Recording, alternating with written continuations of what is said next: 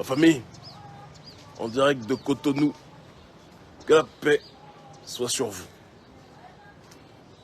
Un bonheur, un honneur de vous retrouver après un meeting extraordinaire, explosif du côté de Parakou, où nous avons dit ce que nous devions dire, galvanisé ce que nous devions galvaniser face à la prédation de l'élite et du régime du gouvernement Patrice Talon, qui est un gouvernement de tueurs sociaux, un gouvernement de casseurs sociaux, qui passent leur temps à paupériser les plus pauvres et faire en sorte que la minorité la plus riche devienne encore plus riche. Je vous laisse vous connecter parce qu'il y a beaucoup de choses dont on doit parler. On va essayer d'être synthétique dans le même temps, mais il y a pas mal de sujets à aborder. Le premier sujet qui devrait être abordé, ça sera évidemment la décision entre guillemets, du président Macky Sall de se retirer. Je dis bien décision entre guillemets. On va approfondir pour savoir en réalité de quoi il en retourne. On parlera, parce que j'ai vu les ados-moutons, les guignols, analphabètes, et pour ceux qui se prétendent formés, mais qui sont des bêtes, des idiots et des bêtes au niveau alpha, d'accord, qui sont contents quand on leur dit que la Côte d'Ivoire est développée, sans s'interroger sur le concept même du développement, parce qu'ils n'ont pas forcément le QI pour comprendre. Pour eux, le développement, c'est ressembler aux Blancs. Et quand vous ressemblez aux Blancs, vous êtes développé. Donc ils sont contents qu'on leur dise ça va mon frère, on est ensemble. Ils sont contents qu'on leur dise ces réalités-là. Et c'est quelque chose qui forcément évidemment nous fait sourire. Et enfin on parlera aussi du président Patrice Talon, parce qu'il n'y a pas de débat dessus. Ça va mon frère? La santé ça va? Enchanté. On est ensemble mon frère. Et on parlera évidemment du président Patrice Talon du Bénin, qui est la copie conforme, évidemment, de ce que Ouattara fait, la copie conforme en moins bien, hein, en moins cadavérique, mais une chose est certaine, c'est qu'il essaye de s'inspirer de sa source d'inspiration, de son maître à penser, de son modèle de réflexion, qui est Alassane Dramatique Ouattara. Alors je vous laisse vous connecter, connectez-vous, et puis après on va commencer. Ah, j'ai vu un troll, j'ai vu un guignol qui dit, il y a un gars qui veut les papiers français, vous voudrez que je lui donne, mon pauvre mendiant. Mon pauvre chéri, tu souffres autant? Pauvre de toi. Nous, on mène un combat, on mène pas un combat contre une race ou contre un peuple comme toi. On mène un combat contre le néocolonialisme. Et le néocolonialisme, il y a des néocolons blancs et il y a des néocolons noirs. Et c'est ça que ton QI n'arrive pas à comprendre. Et on ne t'en veut pas en ce qui concerne cette réalité-là. On commence? Oh, j'adore, je vois des ados-moutons présents sur le direct, ça m'excite, j'aime trop ça. Ils ne comprennent pas que c'est des choses qui nous font plaisir. J'aime trop ça. Alors, comme vous l'avez constaté et comme vous l'avez concédé, comme vous l'avez compris, le président Macky Sall s'est prononcé sur sa décision de se présenter ou non aux élections présidentielles pour un troisième mandat. Et certains ont dit contre toute attente, c'est pas vrai, parce que je pense que compte tenu du climat sociopolitique qu'il y avait au Sénégal, compte tenu de la tempête, compte tenu de la contestation, compte tenu de la colère d'un segment non négligeable, pas de toute la population, mais d'un segment non négligeable de la population sénégalaise, il était évident que si Macky décidait de se présenter, il allait précipiter une contestation que le gouvernement sénégalais n'allait pas pouvoir gérer. Et donc sa stratégie a été de dire qu'il ne se présente pas et de criminaliser, entendez bien quand même la manière dont il a présenté les choses, et de criminaliser ceux qui contestaient sa malgouvernance. De telle sorte qu'il se présente en garant de l'état de droit, en personne qui, au regard de l'histoire, respecte les principes de la politique sénégalaise et de la constitution sénégalaise, soi-disant, et en même temps, ceux qui sont opposants vis-à-vis de sa malgouvernance, vis-à-vis de sa violence sociale, sont présentés comme des criminels. Il a été d'un machiavélisme hier qui dépasse l'entendement. J'ai vu des gens très naïfs qui nous ont dit que on a gagné, Macky ne se présente pas. Et j'ai dit que je pense qu'ils ne réalisent pas qu'en réalité les choses les plus complexes commencent maintenant pour le camp souverainiste au Sénégal. Ça commence maintenant parce que une grande partie de l'opposition sénégalaise s'est constituée opposition et ils se sont alliés les uns aux autres à l'intérieur de cette opposition uniquement parce qu'ils étaient tous contre le 3e mandat de Macky Sall. Des gens qui n'avaient pas le même programme, qui n'avaient pas le même axiome idéologique, qui n'avaient pas les mêmes objectifs, mais se sont alliés. Et le ciment de cette alliance était non au 3e mandat de Macky Sall. Maintenant que Macky Sall ne se présente pas, certains ont dit, notamment mon bien-aimé grand frère que j'aime tellement, mon grand frère et ami Franklin, que c'était la stratégie de Alassane Draman Ouattara. C'est une option. Mais je pense profondément que c'est beaucoup plus la stratégie de la RDC que Macky Sall est en train d'opérer. Macky sait que si Ousmane Sonko se présente aux élections et gagne les élections présidentielles, Macky va finir en prison comme Hosni Moubarak. Et donc Macky a tout intérêt, et je le répète, à ce qu'il fasse comme Kabila l'a fait en RDC, c'est-à-dire choisir un successeur plus docile, plus gentil, d'accord, moins belliqueux, pour s'assurer que lorsqu'il passera le pouvoir, il passera les rênes du pouvoir à son successeur ne le fera pas incarcérer. Sonko monte l'écrou très tôt. Et en montrant l'écrou très tôt, il attire la suspicion, la méfiance et l'hostilité hystérisée, d'accord, du tyran Dirty Macky, connu sous le nom de Macky Sall. Et Macky a une stratégie qui, à mon avis, est déjà établie, et je pense que le temps là-dessus nous donnera raison, qui est qu'il va maintenant tout faire pour phagocyter l'opposition, passer des accords et des alliances secrètes avec des cadors de l'opposition, pour qu'une coalition, une nouvelle coalition, voit le jour pour faire un front anti-Ousmane Sonko. Je suis prêt à mettre un billet dessus. Je vous le dis. Je suis prêt à mettre un très gros billet dessus, qu'il y avait un front anti-Macky Sall, mais que Macky est en train de préparer un front anti-Ousmane Sonko, avec des cadors de la prétendue opposition d'avant. Et on va être très surpris de voir des gens qui étaient très virulents contre Macky, à l'époque où il disait qu'il était qu'il était dans une optique potentiellement de pouvoir se présenter. Il y a des gens qui désormais vont être des alliés féroces de la mouvance présidentielle actuelle et qui vont se positionner contre la candidature d'Ousmane Sonko. Et donc il faut absolument que les militants du PASTEF soient très vigilants en ne pensant pas que c'est maintenant que le combat est en train d'être gagné, parce que les choses les plus difficiles vont commencer et les trahisons vont venir de tous les côtés. Souvenez-vous de ce que je vous dis. La politique sénégalaise nous concerne tous, pour la simple et unique raison qu'en tant que panafricanistes, et nous qui luttons pour le processus de l'autodétermination, il y a des bastions du néocolonialisme, il y a des bastions de la France-Afrique. Et parmi les plus grands bastions de cette France-Afrique, le Sénégal et la Côte d'Ivoire sont parmi les champions imbattables sur ces questions. Et donc si le Sénégal tombe dans les mains du PASTEF, ça sera une victoire pour nous tous. D'accord ? Quelles que soient nos nuances idéologiques les uns les autres. Mais si, alors que nous sommes si proches du but, nous passons à côté, ça sera une défaite pour nous tous aussi. Donc nous avons tous intérêt à ce que le PASTEF gagne. C'est très important ce qu'on est en train de dire. Mais il faut être vigilant. Parce que les coups vont venir de tous les côtés et ceux qui étaient les amis d'hier vont se transformer en féroces et machiavéliques ennemis aujourd'hui et demain. Le danger quand on se prononce trop tôt sur notre volonté de candidature, c'est qu'on braque tous les projecteurs sur nous et l'adversaire qui a les moyens coercitifs, qui a les moyens pour pouvoir financer ou corrompre un certain nombre de gens, accélère le processus aussi de liquidation de son opposant. Donc il faut que la rue reste mobilisée, que la jeunesse sénégalaise reste mobilisée, en tout cas le segment qui se sent dans une dynamique patriotique, parce que malheureusement j'ai appris, et je le vois, je discute avec beaucoup de gens, il y a aussi malheureusement des Sénégalais qui ne se retrouvent pas dans cette dimension patriotique là aussi, il faut qu'on soit capable de le dire, et donc il faudra qu'il y ait un travail qui soit fait sur ces questions. Je pense qu'il faut qu'on médite énormément sur ce thème. Khalifa Sall, que j'ai connu lorsque j'étais en prison à Dakar, et des tas d'autres sont sur la ligne pour se présenter.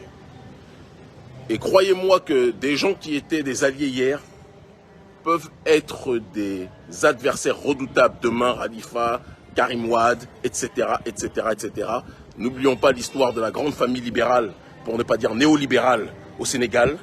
Le PDS est un parti extrêmement ancré, avec une stratégie extrêmement huilée.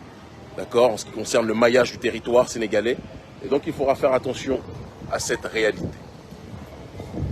Je ferme la parenthèse sur le Sénégal en disant donc, restons mobilisés, parce que Macky va tout faire pour trouver son Félix Tshisekedi local. Un successeur qui ne va pas l'envoyer en prison, un successeur qui sera moins belliqueux que Sonko pour couper la poire en deux et pouvoir rassurer une grande partie de la population sénégalaise silencieuse, parce qu'on entend aujourd'hui la tendance révolutionnaire, mais il y a une partie malheureusement qui n'est pas dans cette démarche révolutionnaire, qui ne s'exprime pas, mais qui va s'exprimer à la veille des élections. Et elle s'exprimera peut-être pour quelqu'un qui paraît plus modéré qu'Ousmane Sonko. Et c'est ça qu'on doit éviter. C'est cela qu'on doit éviter à tout prix. Et donc il faut qu'il y ait un travail d'échange et de discussion de fond avec les membres actuels de l'opposition pour qu'ils ne passent pas de l'autre côté. Et on doit vraiment faire attention, à mon sens, à cette réalité. Et donc on adresse tout notre soutien au PASTEF, d'accord, au Sénégal, en ensemble.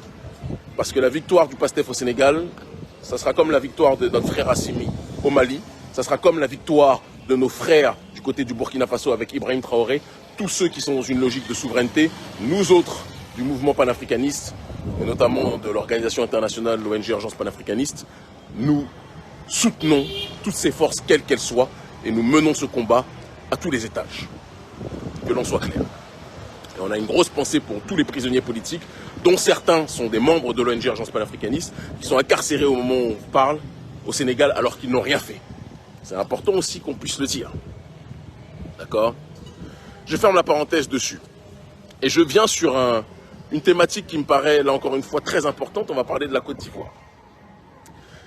Lors de ma venue au Mali, qui a fait grand bruit, qui a, encore une fois, on le sait, terrorisé, dérangé, ulcéré les tenants du néocolonialisme français, on a tenu des propos extrêmement forts sur la nécessité. Vous m'entendez, il y a beaucoup de vent. Moi aussi, je vous aime. Quelqu'un qui me dit qu'on vous aime fort. Je vous aime très fort aussi, vous le savez. Il y a énormément de vent ici, j'espère que vous m'entendez. On a tenu des propos très forts sur la nécessité pour le Mali de continuer son processus d'autodétermination et de s'éloigner de tout ce qui a trait à la pieuvre globaliste néolibérale qui se présente comme la communauté internationale, mais qui n'est rien d'autre en réalité que le conglomérat des États prétentieux et arrogants de l'élite occidentale. Et donc, par conséquent, le processus d'éloignement vis-à-vis de la MINUSMA, qui n'a jamais été efficace en ce qui concerne la réalité malienne, était, à notre sens, des plus nécessaires, qui s'occupent d'autres zones de conflit, parce qu'au Mali, ils n'ont rien prouvé, ils ne font rien. C'est quelque chose que l'on peut dire, que l'on doit dire, si on veut être les plus sincères en ce qui concerne cette actualité. Mais à côté de cela, on a aussi parlé, on a été interrogé sur la Côte d'Ivoire. Alors vous savez, la Côte d'Ivoire, vous connaissez un petit peu l'histoire de ce pays. Côte d'Ivoire, pays qui, déjà au moment des indépendances, avait choisi, et je dis ça tout en précisant que j'aime profondément mon peuple ivoirien, que j'ai un nombre important, et Alassane Dramati Ouattara le sait, de sympathisants ivoiriens, d'accord, de telle sorte que Alassane ne veut pas qu'on rentre parce qu'il ne veut pas qu'on crée des troubles à l'ordre public. Il le sait. On a un nombre important de frères et sœurs de toute ethnie en Côte d'Ivoire, de l'Est, de l'Ouest, du Sud, du Nord, tous ivoiriens, qui sont partisans de notre idéologie, de notre combat panafricaniste. Mais il faut rappeler quand même que la Côte d'Ivoire, depuis Houphouët-Boigny, les élites ivoiriennes sont des élites de la trahison, sont des élites de la soumission, sont des élites du néocolonialisme le plus putréfié. Le dire n'est pas un crime contre l'humanité. Sankara disait déjà que la Côte d'Ivoire d'Houphouët-Boigny, c'était la capitale de la France-Afrique. Et ça n'a pas changé. On a une pseudo-élite corrompue jusqu'à la moelle, qui adore l'Occident plus que l'Occident s'aime lui-même, qui rêve d'être blanc plus que le blanc rêve d'être blanc lui-même, et pour qui le paradis sonne blanc, et tout ce qui a trait à la réalité africaine sonne comme l'enfer, sonne comme noir, sonne comme le plus obscur en ce qui les concerne. Alors, il y a quelque chose qu'il était important que l'on dise. J'ai dit que je me sens plus à l'aise à Bamako qu'à Abidjan, et que la notion du développement telle que présentée par l'élite ivoirienne me posait problème. Et ça a poussé à l'hystérie, les ados moutons complètement abrutis, complètement imbécilisés. Ça va mon frère, ça va bien? Les ados moutons ignorants, payés, je pense, quelques centaines de francs CFA par semaine pour raconter n'importe quoi en défendant leur président qui lui est millionnaire et n'a pas les mêmes problèmes que eux qui ont des problèmes pour payer leur connexion. Les ados-moutons sont partis dans l'hystérie. Kébi a dit qu'il préfère le Bamako et ses coupures d'électricité à Abidjan. Il a dit qu'Abidjan c'est une ville meilleure qu'une ville européenne. Ils étaient fiers. Parce que pour eux, les villes européennes, c'est la perfection. Le degré d'aliénation dépasse l'entendement. Ça dépasse l'entendement. Mais quand on a parlé, et j'ai même vu un imbécile qui se prétend être, je ne veux pas le citer parce que ça serait lui donner une audience qu'il n'a pas, un imbécile qui se prétend journaliste, grand prix journaliste, je ne sais trop quoi en Afrique de l'Ouest ou ailleurs, qui déclarait que, qu'il ne s'est pas reproche à la Côte d'Ivoire d'avoir des KFC et des McDonald's, etc. Ils n'ont pas compris en fait. Et on va répéter. C'est Emmanuel Todd qui parle du fait que la globalisation néolibérale, l'un des synonymes de cette globalisation néolibérale, c'est notamment ce qu'on appelle la McDonaldisation parfois. Un des symboles de cette mondialisation. C'est-à-dire que l'instauration et l'installation des grandes firmes occidentales, d'accord, et la disparition, la destruction de la concurrence et de la possibilité pour les petites entreprises locales de tous les peuples de pouvoir s'exprimer, de pouvoir exprimer leur pleine potentialité. Quand vous regardez les entreprises françaises, je parlais d'abord des entreprises françaises, on peut parler des entreprises occidentales, mais là, je pense qu'on va parler de la quasi-totalité de la Côte d'Ivoire. Les entreprises françaises sont au nombre de 700. Je ne sais pas si vous réalisez de quoi on parle. 700 en Côte d'Ivoire. 700. Il faut bien, je vous demande de vérifier s'il vous plaît, 700 minimum. D'accord? 700 minimum. Et le chiffre d'affaires de ces entreprises françaises sont équivalentes à 30% du PIB de la Côte d'Ivoire. Ça ne vous pose pas de problème? Ça ne vous pose pas de problème? Ah non, parce que pour vous, il y a bon. Hein? Si le blanc vient ici et fait ses entreprises chez vous, vous êtes content. Na blé, na batomenoué. N'avez pas honte. Votre pays est pris en otage par une élite financière occidentale qui fait la pluie et le beau temps en Côte d'Ivoire. On vous dit que vous êtes développé, vous n'êtes pas développé, vous êtes sous assistance respiratoire. Votre pays n'est même pas en location, votre pays est acheté par l'extérieur. Et comme on vous construit des bâtiments, on vous construit des immeubles qui vous donnent la sensation de ressembler aux Blancs, vous avez l'impression que vous êtes développé. Vous n'êtes pas développé, vous êtes sous-développé psychologiquement. Vous êtes profondément aliéné. Profondément aliéné. Alassane Ouattara, comme Houphouët-Boigny, a décidé de choisir la voie de la soumission de l'esclave, docile dans la plantation, à qui le maître donne une biscotte le matin, le midi et le soir. Il lui donne 3 repas. Et donc il a l'impression que c'est un esclave de meilleure catégorie. Et il méprise l'esclave rebelle comme le Mali, d'accord, qui a décidé de quitter la plantation, quitte à être dans les difficultés.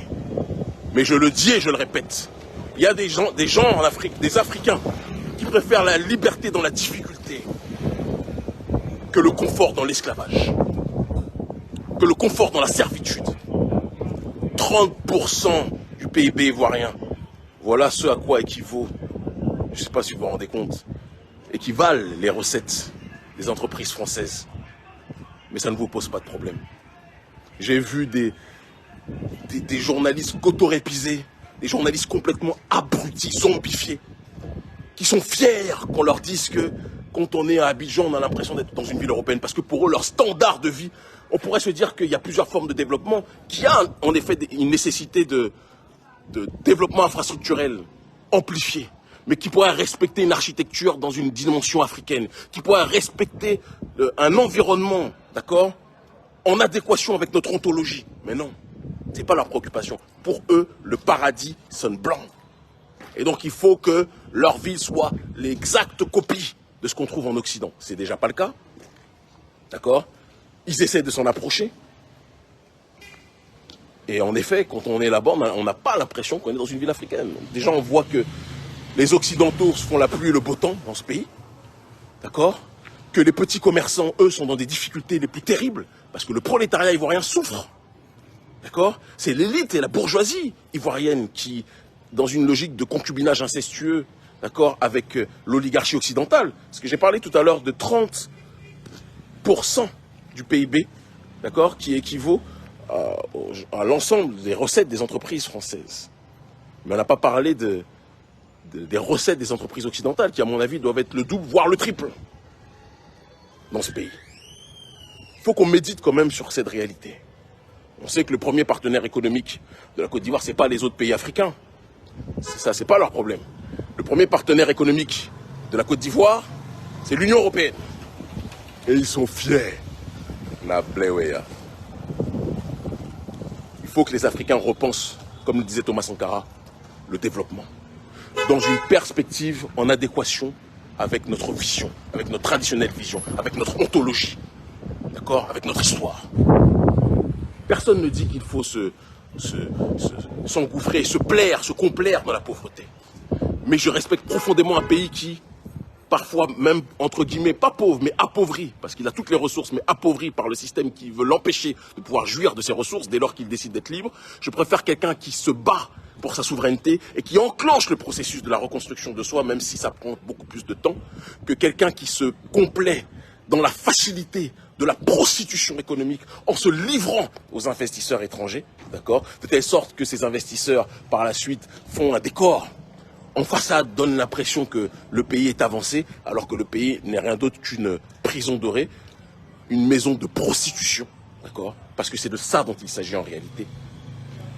L'élite occident fait le sale, fait du sale en Côte d'Ivoire. Tout le monde le sait. Tout le monde le sait. Le royaume des cocaïnomanes, certains anciens ministres, paix à leur âme, qui ont disparu, savent de quoi je parle. Et même ceux qui sont à la tête de l'État aujourd'hui savent de quoi je parle. Toute la poubelle de l'oligarchie occidentale vient s'installer et fait son business chez vous. Le petit commerçant ivoirien n'a pas de quoi joindre les deux bouts. Mais une petite minorité se gave, une petite minorité servile, une petite élite comprador, en conformité avec justement l'élite occidentale. Et ce qui se passe en Côte d'Ivoire, parce qu'il ne faut pas croire qu'on va parler que de la Côte d'Ivoire, se passe aussi du côté, évidemment, du Bénin, où Patrice Talon copie aveuglement, bêtement, stupidement, ce que Alassane Dramati Ouattara fait de plus dramatique, c'est le cas de le dire. D'accord, en faisant le tour de France des chefs d'entreprise français, en faisant du booty checking devant les gens du MEDEF, avec Ouadani là, qui passe son temps à faire du bobaraba, bouge, fesse gauche, fesse droite, etc., devant les entrepreneurs français. Parce que pour eux, le développement sonne blanc. Le développement sonne français. Le développement sonne occidental. Il ne peut pas y avoir pour eux une perception du développement dans son acception africaine. J'ai vu des abrutis qui m'ont dit, un journaliste imbécile qui m'a dit, mais Kémy Séba, tu parles du KFC, du McDonald's, alors que c'était une allégorie, hein, mais il a pas tué pour comprendre. Il me dit, mais Kémy Séba, en Chine aussi, j'ai vu des KFC et des McDonald's. Mais pauvre idiot que tu es. La Chine, avant qu'il y ait KFC et McDonald's, ils ont nationalisé sous Mao. Depuis Mao jusqu'à aujourd'hui Xi Jinping, ils ont nationalisé leurs entreprises dans leur quasi-totalité. Et le peu d'entreprises étrangères qui sont là, c'est une minorité. D'accord? C'est une minorité. Elles n'ont pas 50% ou 30% de recettes qui sont équivalentes, ou du moins elles n'ont pas de leurs recettes qui sont équivalentes à 30% ou 50% du PIB de la Chine. C'est pas vrai. Donc comparez ce qui est comparable au lieu de faire les abrutis et de vous revendiquer fiers de ce genre de situation. Patrice Talon suit le même chemin que Alassane Dramane Ouattara et c'est dramatique. On a une élite aujourd'hui africaine qui pense que le baromètre de la civilisation, c'est l'Occident. Pourtant, je voyage partout dans le monde. Et partout où nous voyageons dans le monde, on voit qu'il y a d'autres pays qui ont d'autres systèmes de valeurs, d'autres systèmes de pensée, d'autres perceptions. Mais nous, on a des élites qui pensent que le paradis, c'est l'homme blanc. Eh bien, nous disons que chaque peuple doit avoir son propre paradis et son propre paradigme, et que le développement doit être pensé en fonction de nos réalités. Mais ça, c'est trop difficile à comprendre pour des abrutis congénitaux, comme les ados-moutons et leurs sponsors. Mais on est devant vous. On est face à vous. Et on ne vous laissera pas respirer. Il faut que ce soit clair, cette réalité. On ne vous laissera pas respirer. Nous sommes vos adversaires. Ça va, mon frère? Ça va bien? On est ensemble. Nous sommes vos adversaires. Tout le monde ne rêve pas. Tout le monde ne rêve pas de l'Occident. Moi, je suis né en Occident. Je suis rentré en Afrique il y a 12 ans. L'Occident dont vous rêvez, nous en revenons. L'Occident dont vous rêvez qui tue ses enfants, qui tue les Noirs, qui tue les Arabes comme des lapins. L'Occident dont vous rêvez en complexé que vous êtes. Chers aliénés en Côte d'Ivoire, nous sommes face à vous. Vous comprenez? Nous sommes face à vous. Il y a une nouvelle génération qui veut vivre dans sa dimension africaine. Ça ne veut pas dire qu'on est dans une caricature, hein, ça veut dire qu'on ne veut pas manger de temps en temps des plats extérieurs, mais on ne veut pas que ce soit la norme. On ne veut pas que ce soit la norme. On veut notre identité, on veut notre réalité. Mao Claude, Dieu est grand. Dieu nous a fait noirs. Dieu nous a fait africains. Dieu ne nous a pas fait toubabisés. Dieu ne nous a pas fait leucodermisés. Il y a des raisons à cela. Comprenez cela. Et si vous ne comprenez pas, on va vous forcer à comprendre d'une façon ou d'une autre. D'accord? Soyez connectés. Soyez libérés dans vos esprits. Comprenez que le baromètre de notre dépassement, ça doit être nous autres qui le fixons et non pas d'autres. Parce qu'il y a un proverbe qui dit que celui qui définit la circonférence de votre savoir, de vos connaissances, délimitera la sphère d'influence de vos actions. Tant que vous agirez avec un logiciel idéologique, intellectuel, défini par d'autres peuples, vos actions seront en adéquation avec ce que veulent d'autres peuples de vous. Méditez dessus. Méditez dessus. Nous sommes un grand peuple, le plus grand de l'histoire de l'humanité, les pères et les mères de cette civilisation. Et réfléchissons à ce que nous voulons produire pour les futures générations. L'Afrique libre ou la mort, nous vaincrons. Vous êtes très nombreux à comprendre.